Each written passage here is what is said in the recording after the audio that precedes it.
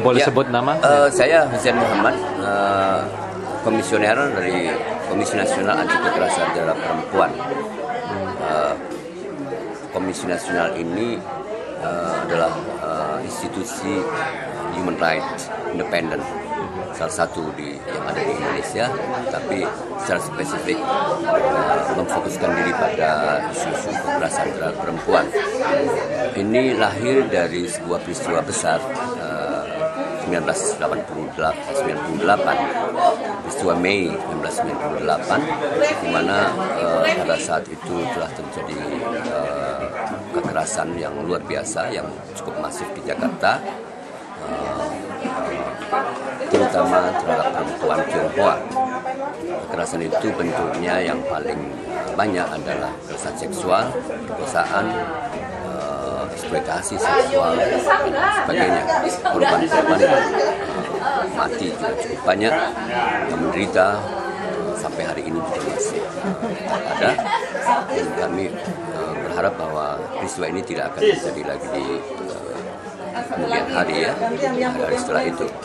Nah, itu Komisi Nasional Anti Kekerasan Terhadap Perempuan itu selalu melakukan upaya-upaya baik secara kultural maupun struktural, apakah merevisi ikut serta memberikan masukan terhadap undang-undang maupun peraturan-peraturan pemerintah bidang kebijakan negara yang diskriminatif, terutama terhadap perempuan, diskriminasi kemanusiaan terutama terhadap perempuan.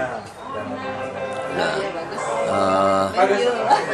belakangan kami sangat prihatin juga ya, karena reformasi yang diharapkan mampu mengokohkan pilar-pilar negara bangsa, nation state, dengan Pancasila dan Konstitusi Undang-Undang Dasar 45, yang kemudian persatuan nasional, kebinekaan, yang tentu saja di dalam konstitusi ditegaskan tentang hak asasi manusia.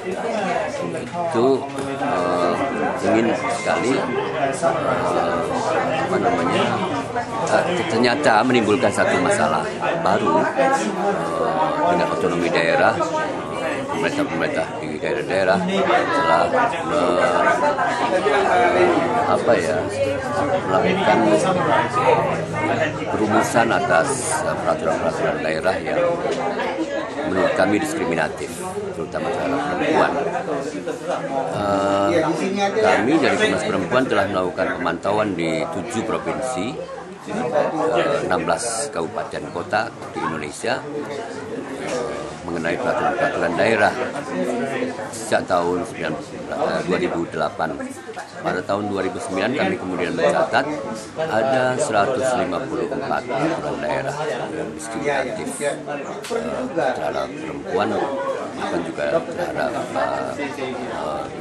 warga negara yang lain semacam Ahmadiyah gitu kan, dan sebagainya. Sekarang semakin meningkat menjadi 207. Jadi meskipun kami kemudian juga menyampaikan rekomendasi untuk pencabutan seluruh peraturan-peraturan daerah yang diskriminatif ini kepada lembaga-lembaga negara, termasuk juga kepada Presiden Indonesia,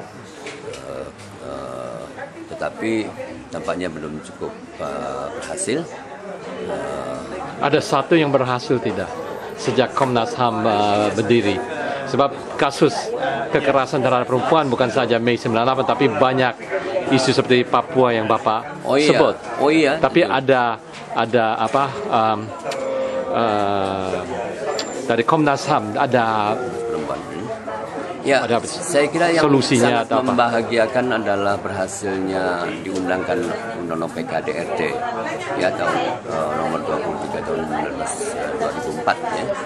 Itu sebetulnya cukup fenomenal dan menjadi basis bagi sistem perundangan yang lain. karena di situ telah diadopsi anti kekerasan, anti diskriminasi terhadap perempuan. Tetapi ya memang belum cukup efektif ya, sosialisasinya masih memerlukan waktu yang panjang sekali. Dan seharusnya ini terjadi sinkronisasi, harmonisasi antara satu peraturan dan peraturan yang lain.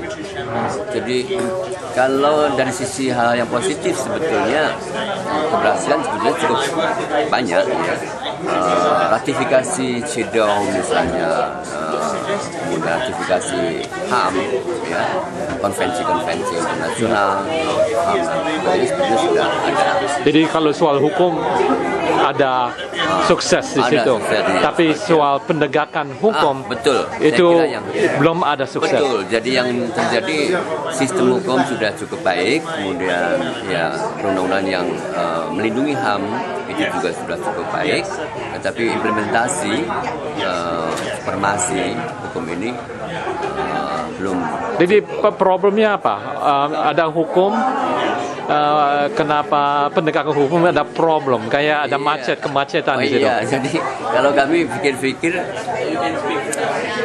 ini politisasi.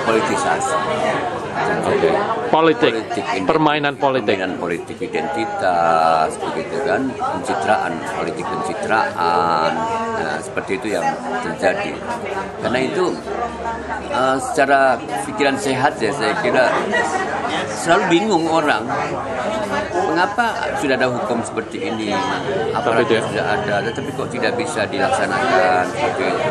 Bahkan juga memunculkan peraturan-peraturan yang bertentangan sesungguhnya dengan undang-undang di atasnya, apalagi dengan konstitusi. Itu jadi membingungkan sekali. Jadi kesimpulan-kesimpulan yang bisa kita temukan ya itu politisasi, identitas, politik pencitraan, seperti itu. Dan ini saya kira tidak akan sehat ya. Jadi maksudnya polisi di bawah politik, bukan polisi di bawah pengadilan atau hukum, begitu kan ceritanya? Betul. Seharusnya secara pikiran filosofisnya kan hukumlah yang membatasi. Berbagai macam kepentingan politik itu harus menjamin semua, dan saya kira kita sudah ada, tetapi menjamin keadilan seharusnya hukum kan seperti itu, tetapi ternyata banyak hal di mana hukum sendiri dibuat tidak, menurut saya tidak menurut standar bagaimana hukum seharusnya dibuat ya. Jadi baik prosedurnya maupun substansinya gitu tidak komprehensif, tidak terjadi harmonisasi dengan undang-undang dasar. Itu juga menjadi problem besar sekali. Apa yang kami sekarang usahakan adalah memasukkan proses harmonisasi berbagai peraturan daerah, terutama yang diskriminatif itu, dengan undang-undang lain dan termasuk konstitusi itu. Ini sedang dilakukan proses pendekatan bersama antara berbagai lembaga negara yang terkait, misalnya dengan Kementerian Hukum dan HAM, Kementerian Dalam Negeri, kemudian KPPAI, Kementerian Pemberdayaan Perempuan dan Anak gitu kan, dan sebagainya. Jadi tetapi juga mungkin ada hal yang mendasar lagi ya, kalau dari sisi perempuan, perspektif gender, keadilan gender itu juga belum cukup dapat difahami oleh banyak sekali pihak ya, termasuk para pembuat kebijakan itu sendiri. Jadi perjuangan kami dari Komnas Perempuan, perjuangannya masih cukup banyak, bukan hanya dari sisi perundang-undangan, tapi perspektif HAM perempuan, perspektif gender, kesetaraan dan keadilan gender ini harus panjang juga. Ya, saya ngerti. Ini kita bicara tentang balik lagi Mei 98. Oh iya. Okay? Mulanya Komnas Perempuan karena Mei 98. Iya. Situasinya apa? Statusnya apa sekarang? Apakah mengambang atau maksudnya ini dari Komnas HAM sendiri? Iya. Oke, apakah ini sudah nggak ada harapan atau saya gimana? Saya kira begini ya, kami sekali lagi saya ingin koreksi bahwa kami Komisi Nasional Anti Kekerasan Terhadap Perempuan dari Komnas Perempuan. Ini berbeda dengan Komnas HAM. Nah, seluruh dokumentasi tentang peristiwa Mei 98 itu sebetulnya telah terhimpun, bahkan juga temuan-temuan TPF ya, mencari fakta, finding itu sudah dihimpun dan sudah dilaporkan semuanya kepada Presiden dan kepada anggota. Pada Komnas HAM. Iya, pada Komnas HAM. Komnas HAM lah yang kemudian menyampaikannya kepada lembaga negara yang lain termasuk DPR ya, kemudian kepada Presiden. Ya untuk ditindaklanjuti.